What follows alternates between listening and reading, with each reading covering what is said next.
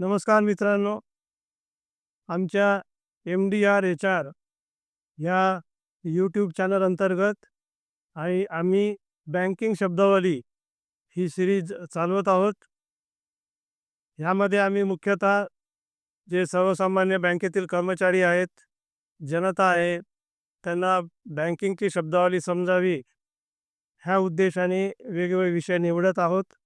आजचा भाग 3रा आहे आणि आज आपण बँकेत जे बचत खाते असते, सेविंग बँक अकाउंट असते, त्याबद्दल माहिती करून घेऊया. मला आशा आहे की ही आमची जी सिरीज आहे बँकिंग शब्दावलीची ती आपल्याला खचितच आवडेल आणि काही नवीन गोष्टी आपल्याला माहिती पडतील. सर्वप्रथम अकाउंट ओपनिंगची प्रक्रिया समजून घेऊया की बँकेमध्ये सेविंग बँकचा अकाउंट कोण ओपन करू शकतो. तर कोणतीही व्यक्ती ती खातं उघडू शकते. एक व्यक्ती एकासोबत दुसरी व्यक्ती जॉईंट अकाउंट वगैरे हे सगळे खाते उघडू शकतात. त्याचप्रमाणे HUF हिंदू अनडिवायडेड फॅमिलीच्या नावाने खातं उघडता येते, कर्त्याच्या नावाने उघडता येते आणि काही विशिष्ट अपवाद रिझर्व्ह बँकेने दिलेले आहेत. उदाहरणार्थ कोऑपरेटिव्ह हाऊसिंग सोसायटी किंवा APMC वगैरे अपवाद दिलेले आहेत. पण सर्वसाधारणतः सेविंग बँकचं अकाउंट जे आहे, बचत खाते जे आहे, ते व्यक्ती उघडू शकतात.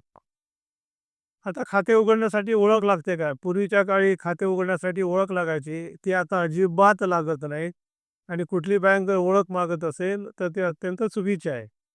त्यामुळे खाते उघडण्यासाठी ओळख लागत नाही. काय काय कागदपत्रे लागतात? आपण जेव्हा बँकेत खातं उघडण्यासाठी जातो तेव्हा काय कागदपत्रे लागतात? सर्वसाधारणतः कागदपत्रे हे KYC अंतर्गत मागितले जातात. म्हणजे नो युअर कस्टमर ह्या ज्या भारत सरकारच्या गाईडलाईन्स आहेत, त्या सूचनेनुसार बँका कागदपत्र मागतात. त्या कागदपत्रांचे 2 प्रकार आहेत. पहिलं म्हणजे तुमचं ज्याला म्हणता येईल की आयडेंटिटीसाठी आणि दुसरं ॲड्रेससाठी. तर ज्यामध्ये फोटो येतो. फोटो कशात येतो? पासपोर्टमध्ये येतो, आधार कार्डमध्ये येतो, ड्रायव्हिंग लायसन्समध्ये येतो. अशा ह्याच्यात तुमचं ते ओळखपत्र असते, ज्याच्यात तुम्ही फोटोसह तुमची ओळख असते. आणि दुसरं प्रूफ ऑफ ॲड्रेसमध्ये परत आधार कार्ड सगळीकडे कॉमन आहे. त्यामुळे आधार कार्ड देखील चालते, पासपोर्ट, ड्रायव्हिंग लायसन्स देखील चालतात. फक्त ते कसे असायला पाहिजेत? व्हॅलिड असायला पाहिजे. म्हणजे ते जे लायसन्स इश्यू केलेलं आहे तुमचं ड्रायव्हिंग लायसन्स किंवा पासपोर्ट, त्याची मुदत संपायला लागतो. अशी वेगवेगळ्या प्रकारची कागदपत्रे चालतात. बँक तुम्हाला लिस्ट देते. जे तुमच्याकडे आहे अवेलेबल ते आपण देऊ शकता. पण सर्वसामान्यपणे अ, आधार कार्ड हे सगळीकडे चालते. दुसरं महत्त्वाची गोष्ट अशी आहे की काही बँकामध्ये पॅन कार्ड इन्सिस्ट करतात, त्याची कॉपी इन्सिस्ट करतात, त्याचा नंबर मागतात. पण पॅन कार्ड मागणे बचत खात्यासाठी कंपल्सरी नाही. त्यामुळे जर कोणी इन्सिस्ट करत असेल तर ते चुकीचं आहे. पॅन कार्डशिवाय जर कोणी मदतीला आम्ही खातं उघडत नाही तर ते चुकीचं आहे. आधार कार्ड, त्यानंतर व्हॅलिड ड्रायव्हिंग लायसन्स, पासपोर्ट इत्यादी सगळी कागदपत्रे चालतात. ती तुम्हाला लिस्ट बँकेकडनं मिळू शकते. जेव्हा आपण बँकेत बचत खातं ओपन करतो, ती बँकिंगची सवय लागण्याची आपल्या आयुष्याची पहिली पायरी असते. त्यानंतर आपल्याला अर्थविषयक बऱ्याच माहिती होऊ शकतात. म्हणून प्रत्येकाचे बचत खाते असणे अत्यंत गरजेचे आवश्यक आहे. आता बचत खात्याचे काय प्रकार आहेत? तर बचत खाते एक तर साधं असते की ज्याच्यात आपल्याला चेकबुक लागत नाही. दुसरं चेकबुकचं आपल्याला खातं पाहिजे असते. तर हे 2 महत्त्वाचे प्रकार आहेत. त्याचप्रमाणे बचत खाते वैयक्तिक असते, इंडिव्हिज्युअल, माझ्या एकट्याच नावाने असते किंवा आयदर ऑर साह्यावर माझं किंवा माझ्या पत्नीच्या नावाने. आयदर ऑर सर्व्हर याचा अर्थ का? जर मी माझं आणि माझ्या पत्नीच्या नावाने अकाउंट ओपन केलं तर ती सुद्धा ऑपरेट करू शकते आणि मी सुद्धा ऑपरेट करू शकतो. दोघांपैकी कोणी एक ते अकाउंट ऑपरेट करू शकतो आणि जर कोणी एखादं मध्ये एक्सपायर झालं तर त्याला ते पैसे मिळू शकतात. म्हणजे बाकीच्या फॉर्मॅलिटीची गरज नाही डेथ क्लेमच्या. त्याचप्रमाणे फॉर्मर सर्वेअर म्हणजे काय? की मला माझ्या नातवाचं समजा मी फॉर्मर सर्व्हर अकाउंट ओपन केलं. तर मी जिवंत असेपर्यंत मीच ते अकाउंट ऑपरेट करेन, मलाच ते पैसे काढता येतील आणि मी गेल्यानंतर माझ्या नातवाला ते पैसे मिळू शकतात. कुठल्याही इतर फॉर्मॅलिटीज करण्याची त्याला गरज नाही. त्याचप्रमाणे जॉईंट अकाउंट असतात. तर जॉईंट अकाउंट म्हणजे मी आणि माझ्या भावाचं आम्ही जॉईंट अकाउंट ओपन केलं. तर दोघांची सही असल्याशिवाय ते खातं ऑपरेट करतात नाही. याचा अर्थ काय, त्याच्यात पैसे काढता येत नाही. जमा करता येतात, काढता येत नाही. त्याचप्रमाणे एच-डी-एफचं अकाउंट मगाशी सांगितल्याप्रमाणे आपल्याला काढता येते. आता हे वैयक्तिक खातं उघडण्यासाठी 18 वर्षाची गरज आहे का? संज्ञान असण्याची गरज आहे का? तर अजिबात नाही. 18 वर्षापेक्षा जे लहान वय आहेत, त्यांना देखील बचत खाते उघडता येते. शाळेतील विद्यार्थ्यांना देखील बचत खाते उघडता येते. यामागील मुख्य उद्देश असा आहे, की आपल्या नवीन पिढीला बचतीची सवय लागावी, हा त्यामागील प्रमुख उद्देश आहे. जेव्हा आपण बचत खाते उघडतो, तेव्हा आपले काय-काय फायदे आहेत? तर सगळ्यात पहिलं असं, की आपल्या जर घरी रक्कम ती पडून राहिली, तर ती बिनव्याजी पडलेली असते. तीच रक्कम जर आपण बँकेत जमा केली, तर तिला काही ना काही प्रमाणात व्याज मिळते. काही ठिकाणी 2.5% आहे, काही ठिकाणी 3% आहे, काही 4% आहे. ते प्रत्येक बँकेची पॉलिसी आहे. पण बचत खात्यात जेव्हा आपण पैसे टाकतो, तेव्हा व्याज मिळणे हे प्रमुख उद्देश असते. तर सहसा जे ग्राहक आहेत, ते इंटरेस्ट रेट पाहून पैसे ठेवत नाहीत, सुरक्षितता पाहून ठेवतात. कारण बँकेत असलेली ठेव जी आहे, ती सुरक्षित आहे आणि त्याला रिझर्व्ह बँकेमार्फत डिपॉझिट इन्शुरन्स गॅरंटी जी स्कीम आहे, डी-आय-सी-जी-सी जी स्कीम आहे, त्या अंतर्गत 5 लाखापर्यंत विमा आहे. म्हणजे उद्या बँकेचं कमी जास्त काही झालं, बँक डुबली, तरीसुद्धा आपले ₹5,00,000 पर्यंतची रक्कम सुरक्षित असते. इथे एक लक्षात ठेवायचं, की माझं जर खातं 5,00,000चं आहे, माझ्या पत्नीचं 5,00,000चं आहे, तर माझी 5,00,000 सुरक्षित आहेत. माझ्या पत्नीचं देखील वैयक्तिक खातं असेल तिचं वेगळं, तर 5,00,000 सुरक्षित आहे. जर आम्ही आयदर ऑर सर्व्हायव्हर काढलं, ज्यामध्ये आयदर मी पहिला आहे आणि सर्व्हायव्हर माझी पत्नी आहे, त्यात देखील 5,00,000 माझी सुरक्षित राहतात. दुसरं जर खातं असेल, की ज्यामध्ये माझी पत्नी आयदर आहे, सर्व्हायव्हर मी आहे, पहिलं नाव माझं, दुसरं नाव पत्नीचं, तिथेही ₹5,00,000 सुरक्षित आहे. म्हणजे एखाद्या बँकेत जर आपण 4 खाते उघडले, पती-पत्नी, इंडिव्हिज्युअल, पती आणि पत्नी, पत्नी आणि पती, तर आपली 20,00,000पर्यंतची रक्कम सुरक्षित राहते. तिचा तिचा रिझर्व्ह बँक ऑफ इंडियाने 20,00,000पर्यंतचा विमा काढल्याशिवाय ती रक्कम सुरक्षित आहे. फक्त ती कशी ठेवायची हे आपल्याला ज्ञात हवं. चेकबुक फॅसिलिटी असल्यामुळे आपल्याला त्याचा बराच फायदा होऊ शकतो. जेव्हा आपण खरेदीसाठी जातो, कुठे-कुठे आपल्याला चेकबुकची कॉपी द्यावी लागते. जेव्हा डीमॅट अकाउंट वगैरे आपण ओपन करतो, तर अशा वेळेस चेकबुक असणे अत्यंत उपयुक्त आहे. बचत खात्यामध्ये अजून काय फायदा आहे आपला? कॅश आपल्याजवळ असली सरप्लस तर ती ठेवता येते. कॅश आपल्याला गरज असली तर कधीही काढता येते. त्याचप्रमाणे कॅश जर आपल्याकडे सॉईल नोटा असतील, तर त्या बँकेत जमा करता येतात. म्युटिलेटेड म्हणजे फाटलेल्या 2-3 तुकडे असलेल्या नोटा असतील, एखादा नंबर गायब असला, त्या देखील आपल्याला बँकेत जमा करता येतात. त्याचप्रमाणे महत्त्वाचं जे आहे, ते फंड्स ट्रान्सफर आहे. म्हणजे आपल्याला आपले जे पैसे आहेत ते दुसऱ्याला ट्रान्सफर करता येतात किंवा दुसऱ्याला आपल्या खात्यात जमा करता येतं. आजकाल म्हणजे त्याच्यासाठी एन-ई-एफ-टी किंवा आर-टी-जी-एसची सोय आहे. 2,00,000 किंवा त्याच्यापेक्षा जास्ती रक्कम असेल, तर आर-टी-जी-एसने म्हणजे रिअल टाईम ग्रॉस सेटलमेंट त्याला म्हणतात. त्यांनी पैसे पाठवता येतात आणि एन-ई-एफ-टीनी किती रक्कम असो, कमी असो, 2,00,000 पेक्षा जास्ती असतो, national electronic funds transfer NEFT म्हणजे त्यांनी पैसे आपल्याला पाठवता येतात. त्याचप्रमाणे आपल्याला जर एखादी इन्शुरन्स पॉलिसी आहे किंवा रेंट आहे, आपण भाडं देत असतो.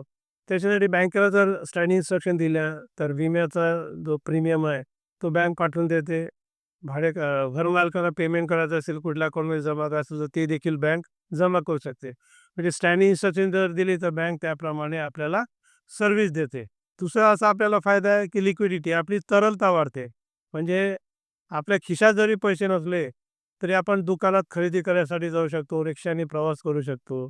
त्याचं कारण काय, की आपल्याजवळ जर बँकेचं ॲप असेल, तर ते त्याच्या यू-पी-आयची फॅसिलिटी आहे, क्यूआर कोडची फॅसिलिटी आहे, फोनपेची फॅसिलिटी आहे. त्याद्वारे आपण पेमेंट करू शकतो.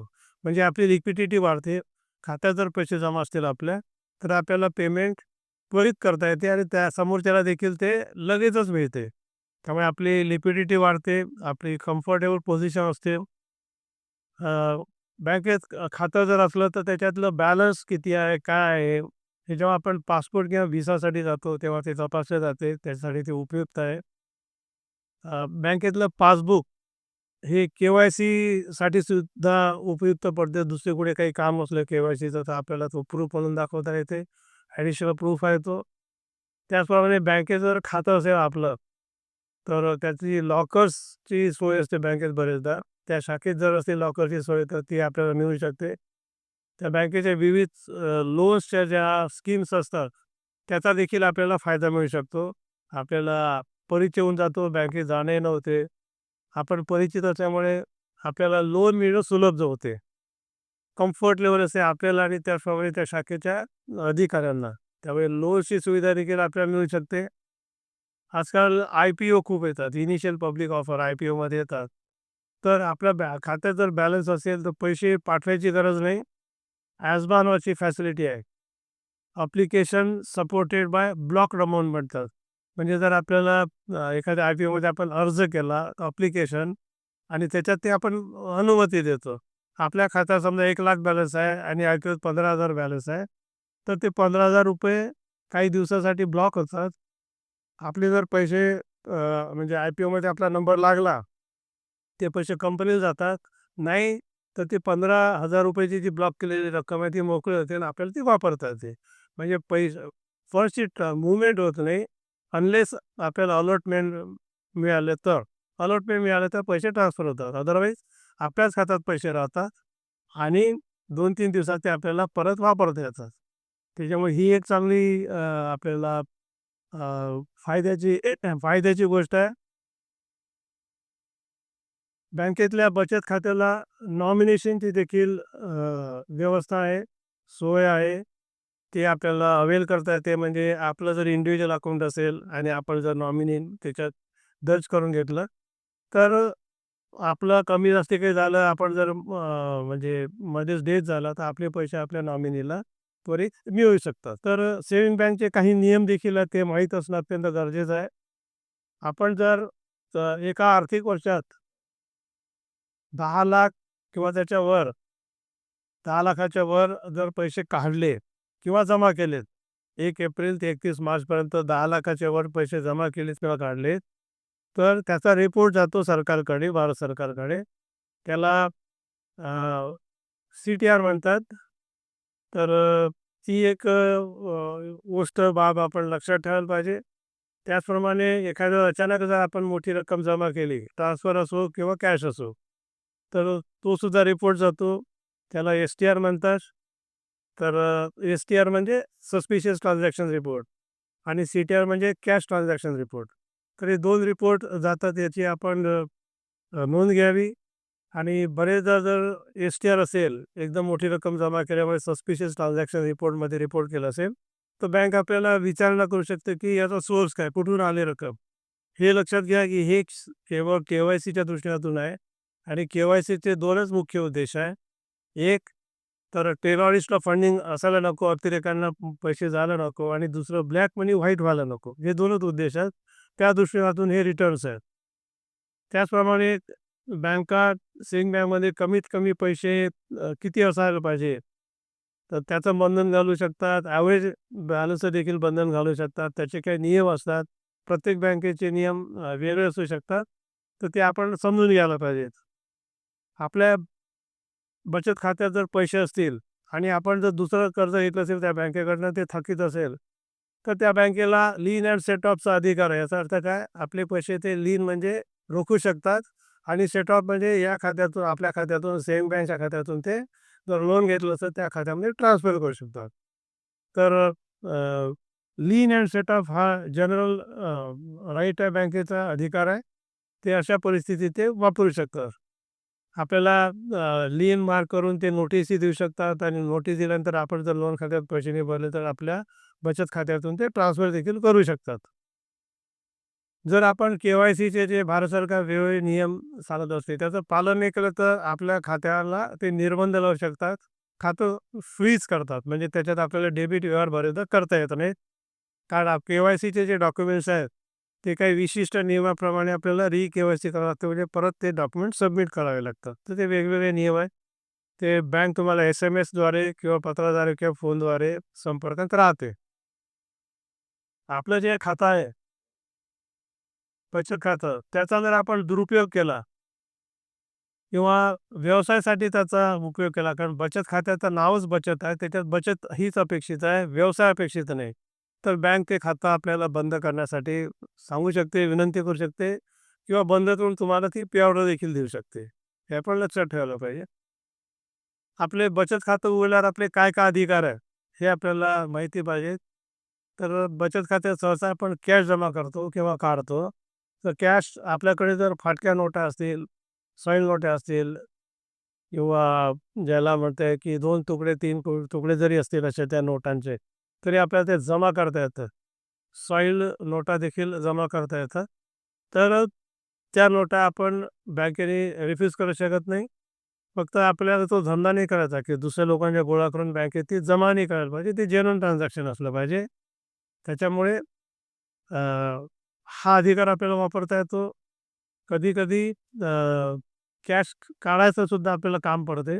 तर जर ती रक्कम मोठी असेल, तर बँका सांगू शकतात, की आम्हाला समजा छोटी खेड्यातली शाखा आहे, तर ते 5,00,000च्या वर रक्कम काढायची असेल, तर 1 दिवस आधी नोटीस द्या. तर ते आपण पाळायला पाहिजे, कारण त्यांना ती कॅशची सोय करावी लागते. बऱ्याचदा बँका स्वतःकडे खूप जास्ती कॅश ठेवत नाहीत. त्याचे वेगवेगळे कारणं आहेत, काही-काही नियम आहेत.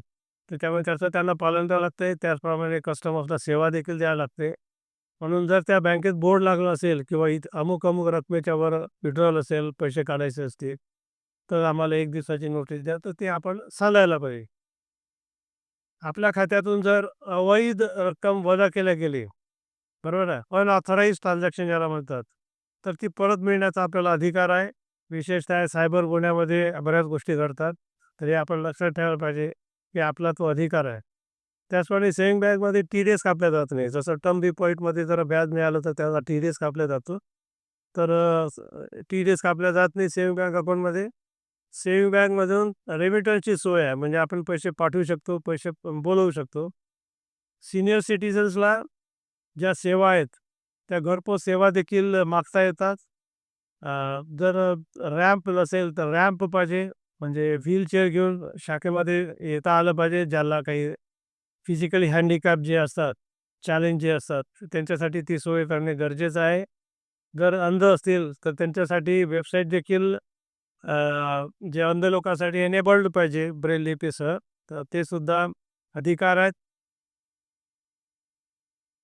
सेव्हिंग बँक अकाउंट जेव्हा आपण ओपन करतो, बँकेच्या डिजिटल सर्व्हिसेसचे जेव्हा वापर करतो, तेव्हा काही दक्षता घेणे अत्यंत आवश्यक आहे.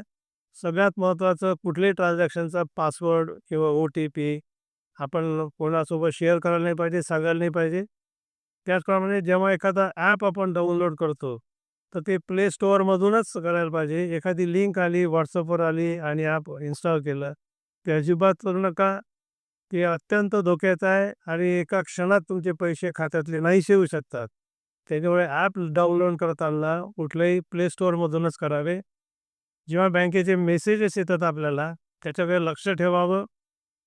आणि सगळ्यात महत्त्वाचं, मोबाईल नंबर जेव्हा आपण बँकेत आपला रजिस्टर करतो, तेव्हा आपला मोबाईल नंबर, तर रजिस्ट्रेशनची प्रक्रिया व्यवस्थित झालेली की नाही, आपल्या खात्यात दुसराच कुठला मोबाईल नंबर अटॅच झालेला आहे काय, हे बघणं अत्यंत गरजेचं आहे. ती माहिती बँकेकडनं तुम्ही घेऊ शकता, मागू शकता. त्याचप्रमाणे जेव्हा आपण बँकेत कॅश जमा करतो, तर आपण ती स्वतः बँकेत जाऊन जमा करायला पाहिजे किंवा आपल्या ज्याच्या विश्वासू व्यक्ती आहे त्याच्यामार्फत ती भरायला पाहिजे. बरेचदा काय होते, की आपला संबंध येतो आणि आपण बँकेच्या कर्मचाऱ्याला पैसे देऊन देतो. तो जमा करेल असं आपल्याला वाटते. तो पासबुकमध्ये एंट्री दाखवतो, पण प्रत्यक्षात खात्यात जमा झालेले नसतात. त्यामुळे कॅशच्या बाबतीत सावध राहायला पाहिजे. आणि आता सगळ्या बँका खात्यामध्ये पैसे जमा झाले तर SMS पाठवतात. त्याच्यामुळे आपण जरी कोणामार्फत पैसे पाठवले, तर खात्यात पैसे आले की नाही, SMS आला की नाही, याची आपण दक्षता घ्यायला पाहिजे. आणि जेव्हा आपण पैसे भरतो बँकेत, त्याची काउंटरफेर आपण सांभाळून ठेवायला पाहिजे. एफ-डीसाठी किंवा सेव्हिंग बँकसाठी जेव्हा आपण पैसे भरतो, तर ती काउंटरफेर ज्याला म्हणतात पावती, ती आपण सांभाळून ठेवायला पाहिजे. आता सगळ्यात शेवटी खातं कुठल्या बँकेत उघडावे? तर मगाशी सांगितल्याप्रमाणे 5 लाखापर्यंत तर आपले पैसे सुरक्षित आहेत. मग आपल्याला सेवा कोण चांगलं देतो? आपल्या घराच्या जवळची कुठली बँक आहे? तिचे टायमिंग आपल्या सोयीचे आहेत की नाही? तिथे आपल्याला लॉकरची जर सोय पाहिजे असेल ती उपलब्ध आहे की नाही? ह्या सगळ्या गोष्टीचा विचार करावा आणि मग आपण खातं उघडावं. तर माझा जो अनुभव आहे, तो असा आहे की कर्मचाऱ्यावर खूप अवलंबून असते.